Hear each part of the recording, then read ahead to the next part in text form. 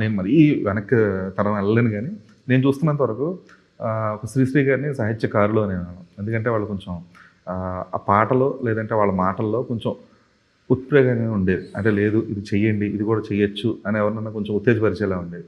ఆ తర్వాత సాహిత్యవేత్తలు వచ్చారు. అంటే ఇది కొంచెం పదప్రయోగంలో మరీ ఎక్కువ సంఖ్యలు తెంచుకోండి అనే రేంజ్లో కాకుండా ఓకే ఈ కైండ్ ఆఫ్ ఒక లిరిక్స్ వస్తున్నాయి, ఈ స్థాయిలో మనం మేల్కొల్పచ్చు అనే కైండ్ ఆఫ్ ఒక ఇది ఉండేది.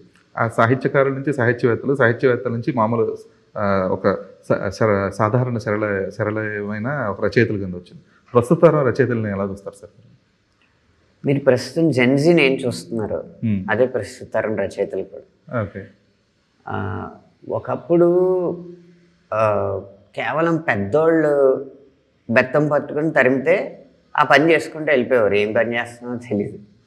ఆ తర్వాత కొంచెం ఏంటి పెద్దవాళ్ళు నాకంటూ ఓ జీవితం ఉండదా అని చెప్పి ఇంట్లో ఎదురు తిరిగేసి వాళ్ళ దారిలో వాళ్ళు వెళ్ళిపోయిన వాళ్ళు ఉన్నారు.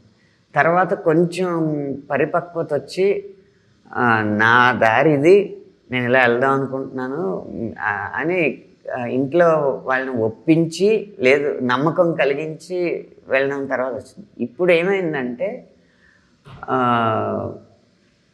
ఈ రోజే అలా వెళ్దాం, నడుస్తుంది, మనకు కావాల్సింది.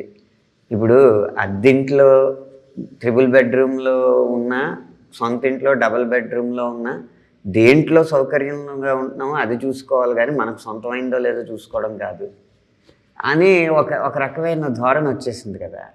అలాగే నెమ్మదిగా పోకడలు ఇలాగే కొనసాగితే ఏమవుతుందంటే ఏదో రాద్దాం, నచ్చితే నచ్చుతుంది లేకపోతే నచ్చదు అన్న స్థాయికి వెళ్ళిపోద్దండి. చూస్తుంటే అలాగే అనిపిస్తుంది కొంచెం. అంటే కొంతమంది వరకు పర్లేదు కానీ ప్రతి తరంలోనూ కూడా ఇద్దరు ముగ్గురు ప్రత్యేకమైన వ్యక్తులు ఉంటారు. వాళ్ళు ఆ కాలం చూపిస్తున్న దారికి వెరవకుండా బెదరకుండా నిలబడి వాళ్ళ దారి ఏంటో వాళ్ళు వేసుకుని వెళ్తారు. అంతే. ఈ రైరే రారా పాటలో చెప్పింది అడ్డే లేని దారే రారా అంటే అక్కడ అంతరార్థం ఏంటంటే నువ్వు వేసే దారి నీకే కాదు ఎవరికి అడ్డు లేకుండా ఉండాలి. సో ముందు నువ్వే అడ్డులు తొలగించుకుంటూ వెళ్ళాలి.